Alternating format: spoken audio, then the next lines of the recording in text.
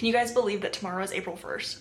You guys are definitely watching this during April though, so happy April. Today it is March 31st for me, which means it's the end of the month, which means I will be wrapping up March. But I also remembered that it is the end of Q1.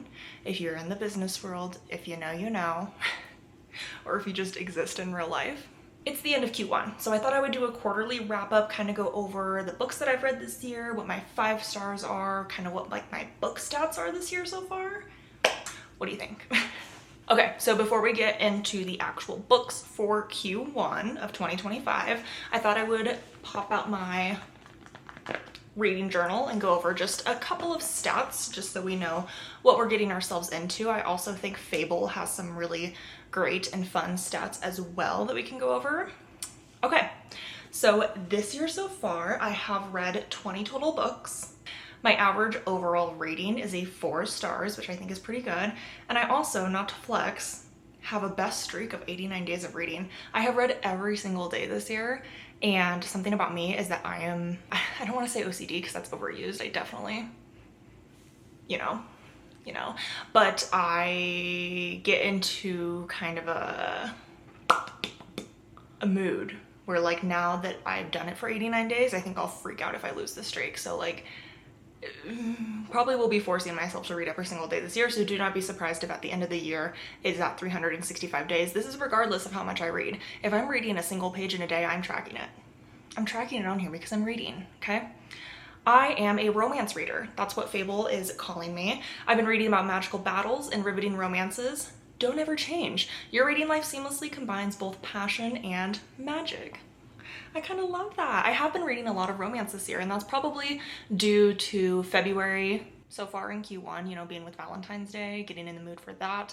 But also I am now an influencer for Berkeley Romance, and they send me all their romance arcs, which has been fantastic. And I've been reading a lot of them, so that probably also ties into that. And then my top author this year is Frederick Bachman, which I love. I've read 2 books by him so far. I also have another one on my physical TBR, and then I'm also waiting for a man called Ove on Libby. So this year I will more likely read 4 books from him total, so I love that. Okay, let's get into the reading journal part of it. So in January I read 8 books.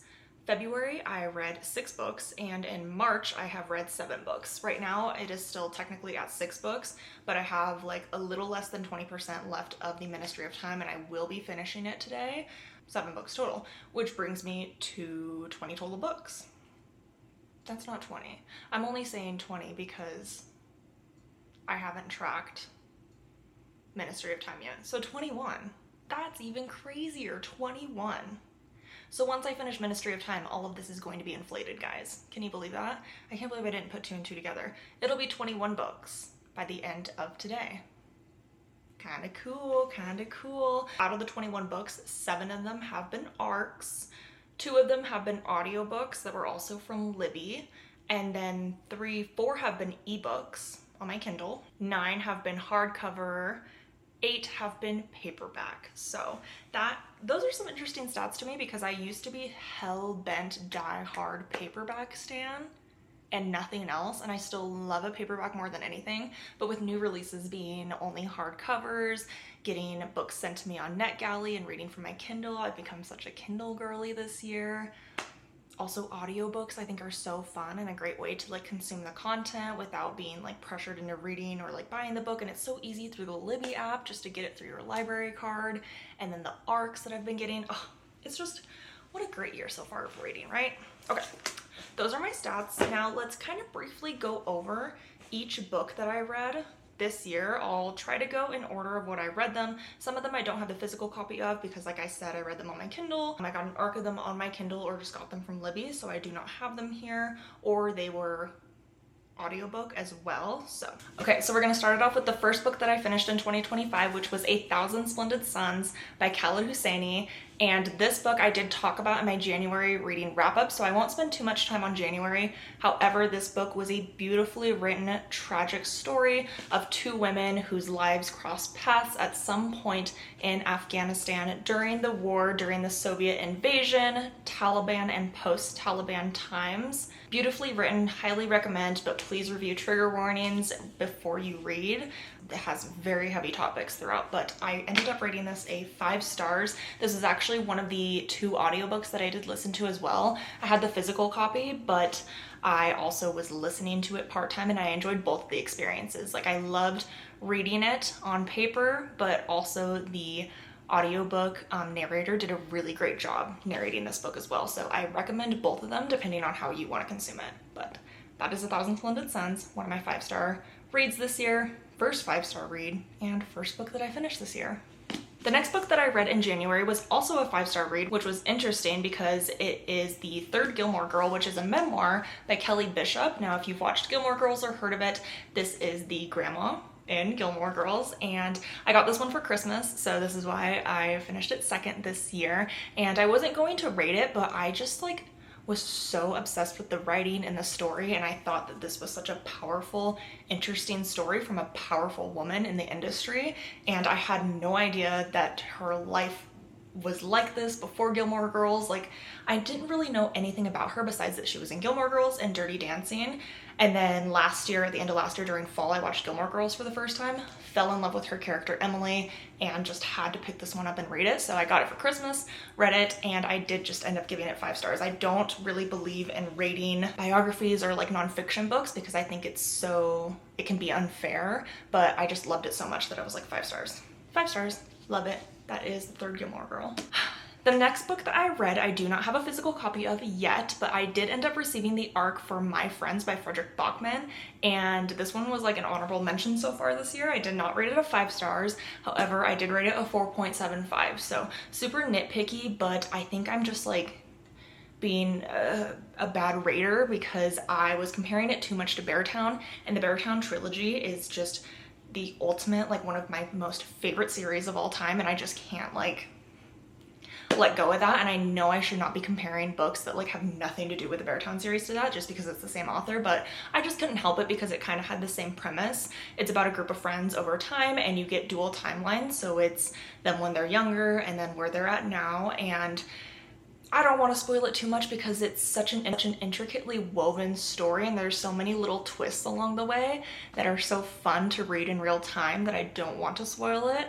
However, I thought it was beautiful. I did get teary-eyed. I thought that it had a really strong, powerful message about friendship and just life in general, and his writing is just beautiful. I'll read anything by Frederick Bachman, honestly, and I'm so happy. Thank you so much to NetGalley for sending me that e-arc because he's become so easily one of my all-time favorite authors, auto-buy authors.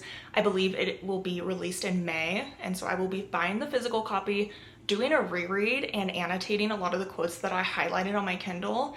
Maybe it'll be a 5 star the second time I read it. I don't know, but that was My Friends by Frederick Bachman. Now, the next book that I read in January was Four Ruined Realms. This is the second book in the Five Broken Blades series. The third book comes out sometime soon. I know that the author just posted the cover art, which is beautiful. Five Broken Blades is a red cover. This is of course like a yellow cover with this type of artwork, and then the third book is like a dark blue and it has a really pretty design as well. So they are going to look so beautiful next to each other on my shelves.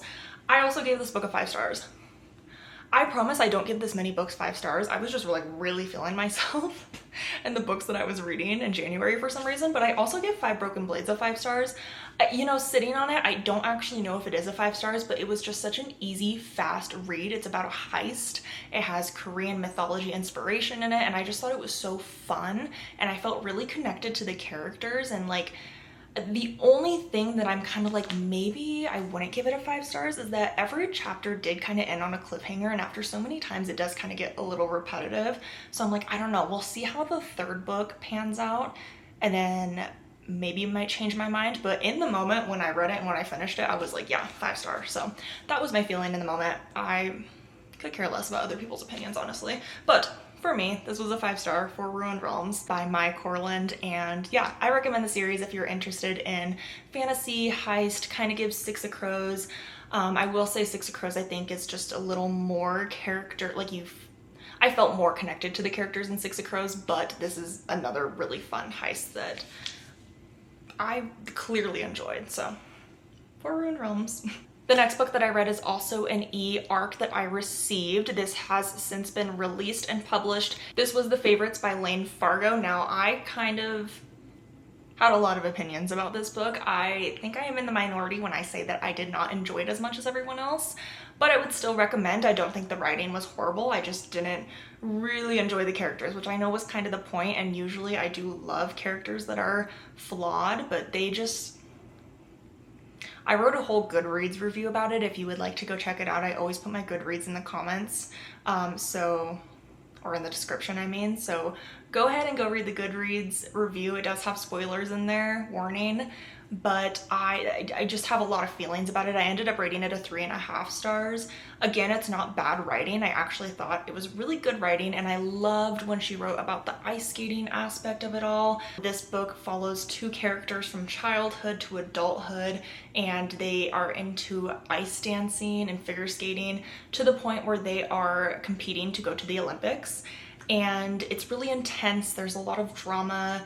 There's a lot of relationships, a lot of fallouts and fighting, and you name it, and it is so dramatic. It's kind of compared to Daisy Jones and the Six because there is an interview aspect to it, and I liked it. I did like it. There were just some qualms that I had with it that I was kind of like, we could go without this. It was like just so dramatic, okay? So 3.5 stars. Was good. Do recommend.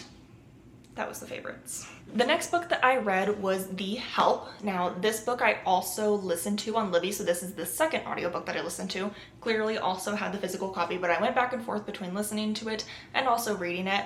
Not going to spend too much time on this book. I ended up rating it, what was it, a 3 stars because I was conflicted. I thought that the story had a really great message. However, if you go watch my January video where I read this book as well as on the reading wrap up, I do say that I found out some interesting / controversial things about the author, so I don't know if I want to heavily promote the book. I'm still confused because I guess a lot of the controversy is still up in the air, but I was just kind of uncomfortable with what I was shown. However, I did read this book and I did rate it a 3 stars in January. The next book that I read, this one was so heavily talked about and such an anticipated release for so many people. I read Onyx Storm by Rebecca Yarros. I also ended up going and seeing her in person when she came to Denver on her little tour that she was doing for Onyx Storm, which was so much fun, by the way. I ended up rating this a 3.75 stars. Now, this series for me, it's not... How do I say this in the nicest way possible? It's not like it's fantastic writing and it's not the best plot. I just think it's so fun and I am so curious to see where she takes it. I will continue reading it. However, I think Fourth Wing, the first book, was like the best one for me, and then Iron Flame really fell flat. This one was kind of in the middle. I was really frustrated at the end of this book, and there were just things that I was kind of like, oh, this is fun and it's interesting, but like, what are we doing? You know, again, no spoilers, but I also wrote a review on this one and I've talked about it in my January wrap up, so that was Onyx Storm. Again, fun, and I love a good dragon moment, but ending of this book. Really? Again? Again. And then the last book that I read in January is another ebook that I got. So I actually got this on Amazon Prime. It was some sort of deal that they had where you could download a free book on your Kindle on Amazon Prime or whatever, I don't know. But I ended up downloading The Answer Is No, which is a short story by Frederick Bachman. So this is the second book by him that I've read this year. And I ended up rating it a 4 stars. I really enjoyed it. I thought it was really witty. It follows a man who does not want to be bothered by society, but society continues to bother him. He just wants to sit in his apartment, eat his Thai food, and go about his day, but he can't. His neighbors, they're pesty, okay? They want him to be involved in everything. And I just thought it was super witty. It was really funny and charming. Again, it was a short story, so nothing too like in depth, you know, with like emotions and stuff. But I thought it was a really great take on just the characters and human interaction. And how we can continue to evolve and change in our lives. And I think Frederick Bachman just always writes the most beautiful stories about human interaction and relationships. So I highly recommend, and that was the answer is no. And that was the last book that I read in January. So for February, I really girled out, you know, I really went full romance, full the women girly moment, right? So the first book that I read in February was Spiral by Bal Cabra. This was a book that I got sent by Berkeley Romance, so thank you Berkeley Romance for the free book. A few of these in here are actually from Berkeley Romance, so shout out to them. Spiral, this is the second book in the Interconnected series by Bal Cabra. The first one is Collide, which I have not read yet, but I am very interested to read it now. I ended up rating this one a 3.5 stars. I thought it was really cute, really sweet. I really liked both the main characters. You get dual point of view, correct? I don't want to like say something and I'm like completely wrong. Yeah, you get dual point of view, and he's a hockey player, she's a ballerina, fake dating. I mean, it's all there. It's all written out on the table, but I thought this was a really easy, simple romance read, and it really helped me get into the mood for Valentine's Day, and I just thought it was adorable. So this was my first read of February. The next two books that I read in February, I then read Out of the Woods by Hannah Bonham Young, and I rated this a 5 stars. I love Hannah Bonham Young's writing. The only other book by her that I've read is Out on a Limb, which I also rated 5 stars. It was one of my most favorite reads of last year, and I was so excited when she announced that she was releasing this book.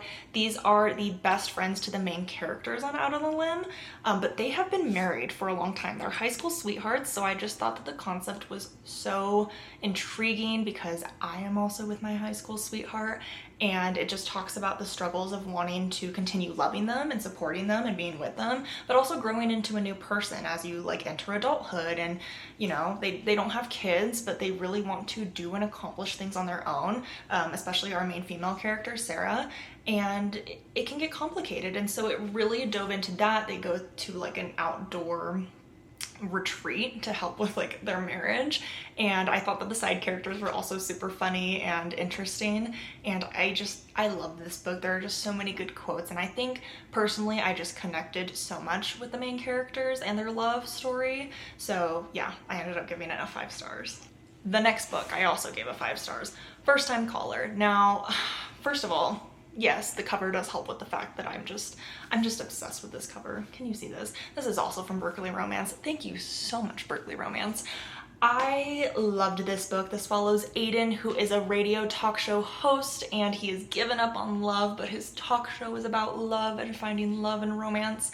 And then he gets a call from like an 11-year-old one night, and he's like, why are you calling me on my radio show about love? And she's like, well, my mom wants to find love. And he's like, oh, that's so cute. And then the mom, Lucy, walks in, and she's like mortified. And then that's kind of like their little meet cute, and Lucy is a mechanic, and I just thought that was also so different and interesting, and her and Aiden kind of spark up a little, you know, something. He's trying to help her find her love on the radio show because they got so many listens from when her daughter called in that they're like, we need to profit off of this. Like, the radio show is not doing well. Like, we need to do something about it. Like, bring her on the show.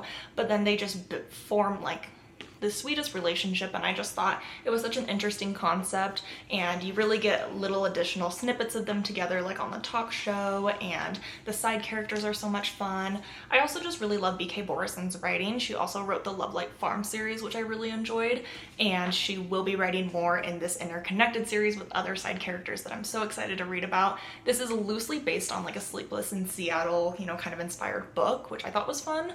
Never seen Sleepless in Seattle, but fun. This was my other 5-star of the year, and there's just something about it where I can't even really explain it. Like, of course I love the relationship, I love the writing, but I just get a 5-star feeling, and when I get it, I get it. Like, I flew through this book, could not get enough of it, and I was like, yeah, that's my 5-star.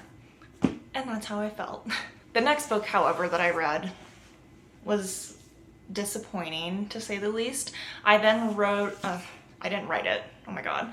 I then read The Songbird and the Heart of Stone by Carissa Broadbent. Now, I say disappointing because all of her other books I have rated 4 stars and above, and I was so excited for this. This is a continuation in the world of The Serpent and the Wings of Night, so the Crowns of Nyaxia series, and this is from Misha's point of view, if you've read the series. And it just fell really flat for me, unfortunately. I don't know what it was. I mean, it was a lot of things. I'm pretty sure I wrote a review of it on Goodreads as well. But I will read the second book because I believe it'll be a duology like her other stories. I just really could not connect with the characters. I didn't believe in the romance. The world building was really confusing. Like, I really didn't know where they were most of the time. And I was like, oh my gosh, am I like stupid? Like, am I not understanding this? And so I was looking it up on like Reddit and Goodreads, and I guess other people kind of felt the same way. And it's not that the writing itself was horrible. There were really great moments and great quotes, but I just could not get connected to this plot, this series, this story. Hoping, because it does end on an interesting cliffhanger, that the second book will be better. So I will try to read that just because I'm like so dedicated to her other series. Like Daughter of No Worlds is one of my favorite fantasy series, and same with Serpent and the Wings of Night. I really loved that, and I really loved this character in that series. This just didn't feel like the character from Serpent and the Wings of Night. I don't know how to explain it other than that, but I did end up rating this at 2.75 stars. So that is A Songbird and the Heart of Stone. I then read The Women by Kristen Hanna, finally. I gave this book a 4.5 stars. Just another classic Kristen Hanna book where she just takes you for a journey. It is a beautiful story about women that served in Vietnam as nurses and how they were forgotten about. They weren't really acknowledged. No one believed that they actually went. No one wanted to acknowledge that they actually went. It was a very male circulated story, a very male, I mean, when do we not revolve the world around men, right? Right? Beautiful story about the women and the struggles and the tragedies that also impacted them during this time. And also just a really good commentary about the Vietnam War. And that's all I'll say about that. But rated this 4.5 stars, beautifully written. Not my favorite Kristen Hanna book, but I still cried. I think I've cried at every single book that she's read. Yeah, and it's not always like, oh, and I also really enjoyed the ending. I thought the ending was really good, but it's not always like in the middle of the book that you cry for Kristen Hanna, at least not for me. It's always like the last like 5 pages. She just like hits you. You know, she just like, can you tell that I've never hit someone like ever? Like I'm like, it really just like, I'm done. I'm done. That's The Woman by Kristen Hanna. The last 5 pages of all of her books typically get you with a punch, okay? That's what I'm trying to say. The last book that I read in February was The Wedding Dashers, another book that I got from Berkeley Romance. Thank you, Berkeley Romance, for the free book. The Wedding Dashers, I rated at 4.25 stars. This is by Heather McBrain. This is her debut novel, which is incredible. I loved this book. I thought it was so fun, witty, interesting plot. She is the maid of honor for her sister's wedding, and she has to travel to the wedding, and then she is also runs into the what do they call the men? The groomsmen, the best man. She runs into the best man while she's traveling. Her travel is just like not going well. She keeps getting caught up, like flights canceled, trains canceled, what you name it. And same with him. So they have to find a way to get to the wedding. However, she doesn't have a very good opinion about him. She's just heard bad things about him. So she's kind of like, I don't know. Like, I'm kind of stuck with this guy.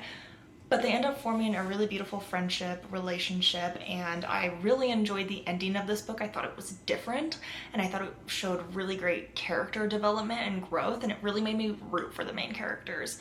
Yeah, but I just really liked it. I thought I actually like did kind of LOL, like laugh out loud while reading it. So it wasn't like cringy or anything. Like, it was so funny, and such a great job for a debut author. Like, congratulations. This was so fun. I'll definitely look out for future books that she releases. But yeah, that was The Wedding Dashers. Did I say I rated it a 4.25? I think so. I rated it a 4.25. Now for March. March. What have I read? What have I read? Okay. The first book that I read in March was Lord of the Rings, The Fellowship of the Rings. This is the first book in the Lord of the Rings trilogy, and I loved it. Yeah, I rated this a 4 stars. This is obviously just the epitome of fantasy. This is the foundation for all the fantasy books that we read now, and I had so much fun. I thought the characters, this held up really well. Like I thought that the characters were funny and interesting, and that the adventures that they go on were just so unique and fun, especially like for that time, the way that he could write so many different characters together, as well as different types of like creatures and the diversity throughout the book. I just loved it, and I'm going to read The Two Towers next month. But I read this book in anticipation to watch the movie. Movie also incredible. I would love to go to New Zealand on the Lord of the Rings tour at some point, but I'll just have to deal with reading it and watching the movies for now. But yes, I loved it. If you guys have been teetering on like reading it, not reading it, you enjoy fantasy, I recommend. I think it just gets a little bit slower, obviously, because there's a lot of descriptions, but you also have to remember he's like building this entire world, like especially in this first book. So descriptions got a little long, lengthy, a little boring at times, but it definitely helped me paint a picture for the story. I then read The Wedding People by Allison Espach,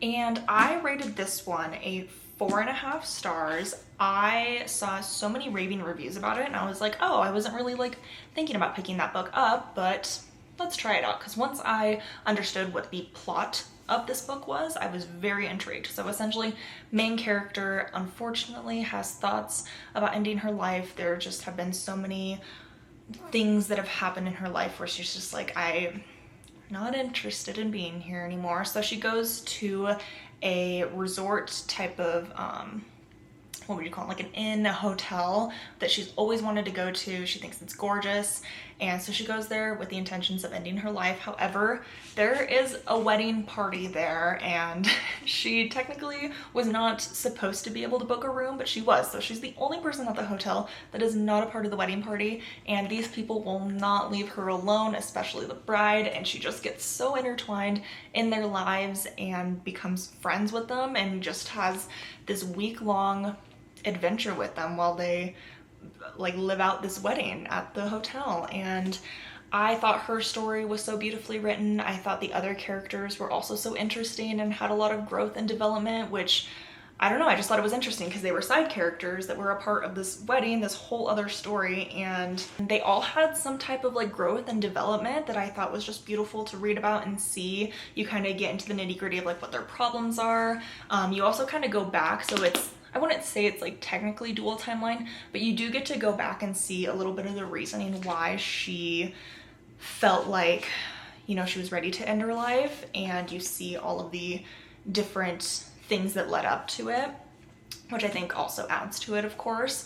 But yeah, I really enjoyed this one, highly recommend. But again, this is another book, of course, with trigger warnings that you should review before you go into it, just in case. But that was The Wedding People. I then read The Love Simulation. This was also sent to me by Berkeley Romance. I ended up rating this a 2.75 stars. It started off really good, really interesting to me, and then like the second half got a little cringy and like, ooh, like insta-lovey, you know? So I wasn't super obsessed with it, but I thought it was really cute and an interesting concept. This couple, they work at a school together. She's the vice principal. He ran for the vice principal position because his dad is the principal, but he didn't get it. She's always had a crush on him, and you know, she doesn't know if it's reciprocated, and she doesn't want to cross that line because she's technically like higher up in the school and he's not. He's still just a teacher. Anyways, the library got flooded and she really wants to fund the repair for it. However, his dad is kind of a meanie, and he wants to instead build a middle school football field, like a gigantic one, for whatever reason. So she needs to find a way to get money for that. So she enters a Mars simulation where you can win money by the end of it if you essentially live out your life in like a Mars simulation for, I think it's like 6 weeks. And then she finds out that he raggles his way into her team, so she's a little skeptical because of his dad, and you know, it's the whole romance of it all. They spent some time together in the simulation. You know, that it is how it is. That's the entire plot of it. You kind of find all of that out in like the first beginning part of it, but the ending, it just kind of got repetitive, dragged on a little bit, and like I said, got insta-lovey and a little corny, a little fast, but I thought it was sweet and cute, so that is The Love Simulation. I then read Intermezzo by Sally Rooney. Now this is just another classic Sally Rooney novel. If you've ever read one, my favorite will forever be Normal People. It'll just forever be my favorite. I did really enjoy this one. This might be my second favorite book by her, right behind Normal People. I rated it a 4 out of 5 stars. This follows brothers Peter and Ivan. They, of course, live in Ireland, like all Sally Rooney characters, and it just follows their life after their dad tragically passes away. They're very different. They're about 10 years apart in age. Ivan is a very, very talented chess player. Peter is a lawyer. They, used to be really close growing up, and now not so much as Ivan enters adulthood. They have a lot of differences. They go through some tumultuous times in their relationships, not only between each other, but also between their lovers, the girls that they're both seeing. They are having struggles trying to navigate the relationships that they're in, and thus that kind of falls into their relationship as brothers, because they both see things in each other's relationships that they may not be a fan of. So I just thought that this was, again, classic Sally Rooney writing. I really loved it. Ivan will forever hold a special place in my heart. I loved his character. I adored his character so much. His chapters were the most fun to read. I will say Peter's chapters were a little bit harder, just because I think Sally Rooney was really trying to depict like the depression and anxiety that Peter was going through, and so like the sentences were super short and choppy, which like I understood from an artistic point of view, but it was kind of hard to read at times and hard to follow because I didn't really know what was going on at times. But I kind of think that was the point too, is like he also didn't really know what was going on at times. So that was my only kind of qualm with the book, I think. But yeah, that was Intermezzo by Sally Rooney. I rated it 4 stars. Okay. Almost done. The next book that I read was Sunrise on the Reaping by Suzanne Collins. I am so sorry. In my last video, I called her Stephanie. I don't even know where that came from. I am so sorry, Suzanne Collins. I know that you watch my videos, so I just wanted to say, I'm so sorry. Suzanne Collins. This book was a 5 stars through and through. I was so devastated. I am still devastated. I haven't stopped thinking about Haymitch. I think it's been like almost about a week since I finished this book, and I am not over it. I don't think I'll be over it, especially because if the film adaptation comes out sometime next year, I'm gonna have to relive the horrors of this book over again. And you know how he can't forget about his past? I can't forget about it either. It lives in my head. Everything about it. Everything about it. As soon as I finished it, as soon as I closed the book, immediately turned The Hunger Games on, and I watched all of them. Like, it just is so good. Do I even need to explain it? This is Haymitch Abernathy's background. It's the prequel to The Hunger Games from Haymitch's point of view. That's it. Do I need to say any more? I don't think so. 5 stars. 5 stars. The next book that I read was Swept Away by Beth O'Leary. This is another ARC that I received from Berkeley Romance. Won't be giving too much of it away because I believe it is releasing in April, so sometime this next month. This started out pretty strong to me. I would say like the first 4 or 5 chapters I really liked, and I thought it was funny and witty. They essentially have a one-night stand. She's like 10 years older than him, and then they go back to their houseboat, his houseboat technically. There's a whole fight about that, by the way. You'll see. And then they realize the next morning that they're in the middle of the ocean because they didn't tie the boat to the dock. Like, they weren't tied to the dock, right? So now they're just floating in the middle of the sea. They got to figure out how to get back. They have to survive together now. It just got a little repetitive for me. I ended up rating it a 2 stars, which is so sad because I read The No-Show by Beth O'Leary, and I believe I rated that like a 4 stars. I really liked it. I also cried when I read The No-Show. I thought it was really sad and really good. So I had high hopes for this one. Unfortunately, I was let down. Again, it just got repetitive, and then there were comments made about the age gap that just did not sit well with me. It felt a little predatory and weird, and it felt like they swept a lot of inappropriate things under the rug. Like a specific comment that I made in my last video when I was reading this, in that reading vlog, he admits that his first girlfriend was when he was 16 and the girl was 28. And then they just kind of like blow past that conversation. And the only thing that the main woman character thinks is she's like, oh, I'm not the first older woman that he's dated. That's interesting. Like, are you not gonna like check in to make sure he's okay? Because that's like not okay. That's not okay. So that's not a spoiler. That literally is just like something that's like said in one page and then we move on from it. So yeah, Swept Away by Beth O'Leary, 2 stars. The last book of this quarter that I am reading and finishing today, last day of March, is The Ministry of Time. It is actually on my Kindle because NetGalley gave me the ebook of it, so thank you so much, NetGalley, for that. I have been looking forward to reading The Ministry of Time for a while because I believe it was on some type of Goodreads list at the end of last year, and I believe it was also released last year. Heard really great things about it. I'm about 80-something% of the way through, and I'm really enjoying it. I don't think it's a 5-star read, unless the ending has some type of crazy ending that makes it a 5-star read for me. But I do enjoy the characters. I think the plot, again, is interesting. I love that we are getting some type of dual timeline where we're seeing the expat from the 1800s, like what he encountered and what happened to him prior to him being pulled out of time. I didn't tell you guys what this even was about. The Ministry of Time. So essentially, they have found out how to pull people out of different times from the past and have them time travel. So they have pulled about 5 different people from various points of times in the past who they knew were already on the course of death. So they were like, oh, if we pull them out from right before they die, they won't cause any turmoil in the future. Like there will be the future will not be affected by them leaving their timeline. So they pull these 5 people out and then they like test them for like a year. They're like, can they survive in our timeline? Can they adapt? And they have these, what they call bridges, live with them to help kind of take note, document, and take note and document of their journey throughout the year of them living in the present timeline. And we don't really know like why yet. I mean, like, at least I don't know. Like we don't really know. It seems like there's some sketchy things happening behind the scenes, clearly. We don't really know what this is meant for, what this means for everyone. So I just think it's really interesting and interesting commentary. I've always like thought about what would happen if like George Washington like spawned to present day.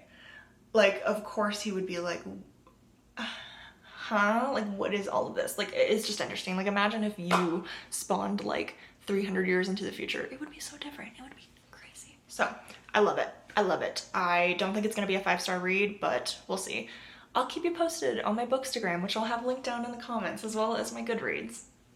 But those are the 21 books that I have read so far in the year of 2025. I think I've had a really great reading year so far, to be honest. I've enjoyed so many of these books, and I have a lot of really exciting new releases and other books on my TBR that I'm really excited to get into for the rest of this year.